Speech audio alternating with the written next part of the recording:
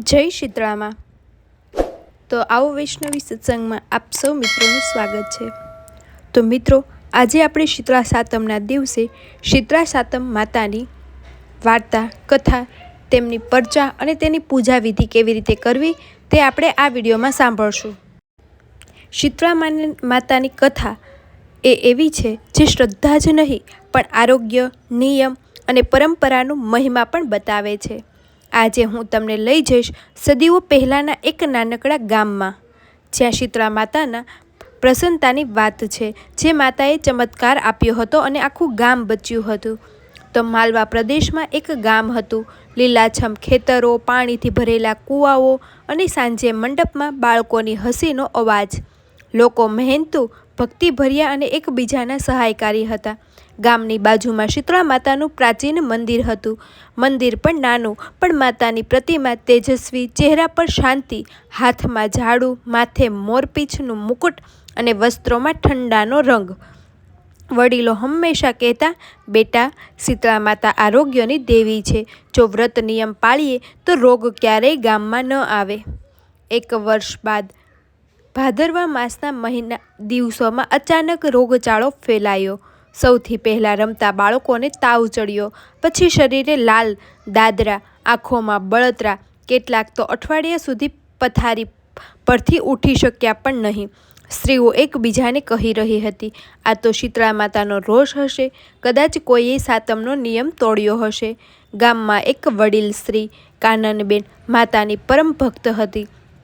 તે ચોકમાં આવી અને સૌને બોલી, બેટા, મારા દાદા દાદી કહેતા હતા, જો સાતમના દિવસે ચૂલો સળગાવીએ, ગરમ ભોજન બનાવીએ અથવા માતાને ભોગ ન ચડાવીએ તો માતા રોષે ભરાય છે। ઉપાય એક જ છે, શ્રદ્ધા અને નિયમથી વ્રત કરો।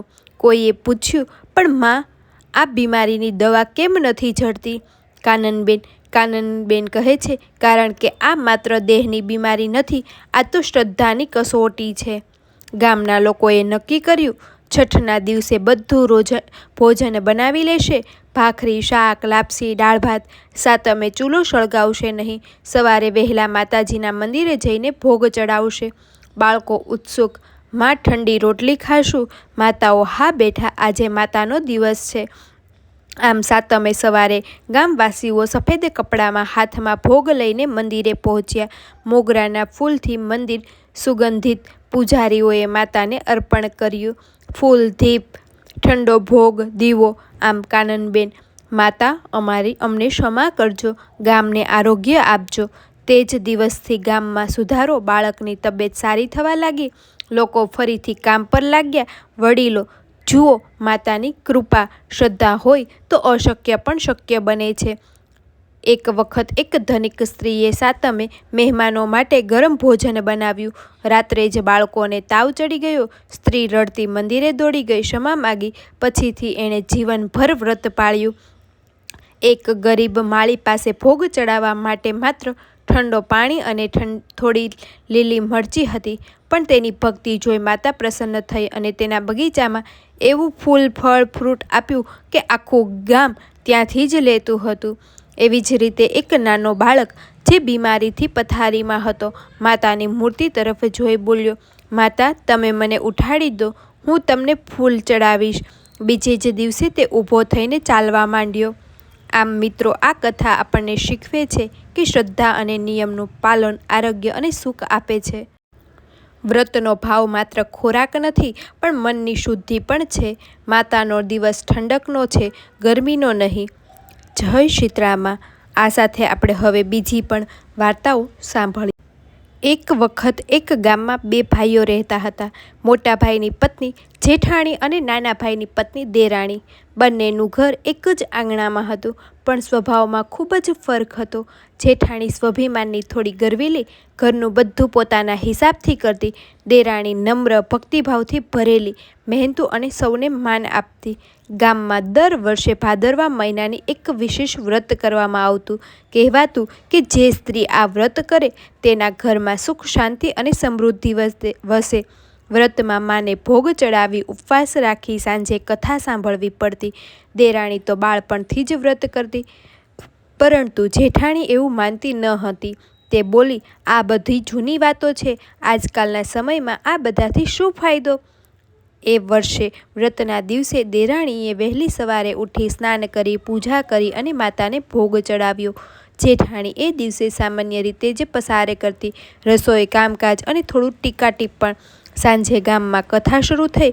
કથાવાચકે કહ્યું, જે સ્ત્રી આ વ્રત કરે છે તેની ઈચ્છા પૂર્ણ થાય છે, ઘરમાં પરિવારમાં આનંદ વસે છે, પરંતુ જે ઉપવાસ કરે છે તેની પરીક્ષા માતા લે છે. થોડા દિવસમાં જેઠાણીના ઘરમાં અજીબ મુશ્કેલીઓ આવવા માંડી. ગાયો દૂધ આપતી ન હતી, પાક બગડી ગયો અને ઘરમાં ઝઘડા વધ્યા. જેઠાણીએ વિચાર્યું, આ શું થઈ રહ્યું છે? એક રાત્રે સ્વપ્નમાં માતા આવી અને બોલી, બેટી, તું મારા વ્રતનો ઉપહાર કર્યો, પણ તું મારી શરણ આવી તો હું તને ક્ષમા કરીશ. સવારે જેઠાણી દેરાણી પાસે આવી, બહેન, મને વ્રત કરવું શીખવાડ, મેં મોટી ભૂલ કરી છે. દેરાણીએ સ્મિત સાથે કહ્યું, માતા ક્યારેય પોતાના સંતાન પર ગુસ્સે રહેતા નથી. ભક્તિથી કર, બધું મુશ્કેલ થઈ જશે. જેઠાણીએ નિયમથી વ્રત કર્યું. થોડાક જ સમયમાં ઘરમાં શાંતિ આવી ગઈ. ગાય દૂધ આપવા લાગી, પાક લીલો થયો. તે દિવસથી જેઠાણી દર વર્ષે દેરાણી સાથે વ્રત કરતી અને ગામમાં સ્ત્રીઓને પણ પ્રોત્સાહન કરતી. ભક્તિમાં ગર્વ ન હોવો જોઈએ. વ્રત ઉપવાસ માત્ર પરંપરા નથી, તે શ્રદ્ધાનો સંદેશ છે. જ્યારે ભૂલ સમજાય ત્યારે સુધારી લેવી જ સત્ય ભક્તિ છે. આ સાથે આપણે શીતળામાની બીજી વાર્તા પણ સાંભળી છે. શીતળામાં એ ભક્તિ કરવામાં ગર્વ ન કરવો જોઈએ અને તેની વ્રત ઉપવાસના એ પરંપરા નથી, શ્રદ્ધા પણ છે. માટે હરેક સ્ત્રીઓએ પોતાના બાળક માટે, પોતાના બાળકને રોગચાળા ન થાય, તેમજ શીતળામાં એ શીતળ હોવાથી શીતળા સાતમના દિવસે ગેસ ચૂલો પ્રગટાવવો ન જોઈએ. જે પ્રગટાવવાથી તમારા બાળકો પર તેની આપત્તિ આવી પડે છે અને એ આપત્તિ આવ્યા પછી પણ જો તમે તમારી ભૂલ સ્વીકારી લો તો શીતળામાં તમારા પણ પ્રસન્ન થાય છે. તો આ રીતે દરેક સ્ત્રીઓએ શીતળા સાતમનું વ્રત કરવું જોઈએ. તે દિવસે સવારે વહેલા ઉઠીને આખો દિવસ ઠંડુ ખાવું અને શીતળા માને ઠંડો ભોગ ચડાવવું, તેની પૂજા અર્ચના કરવી, તેમજ આખો દિવસ મા શીતળાના જપ કરવા અને તેની વ્રતકથા પણ સાંભળવી.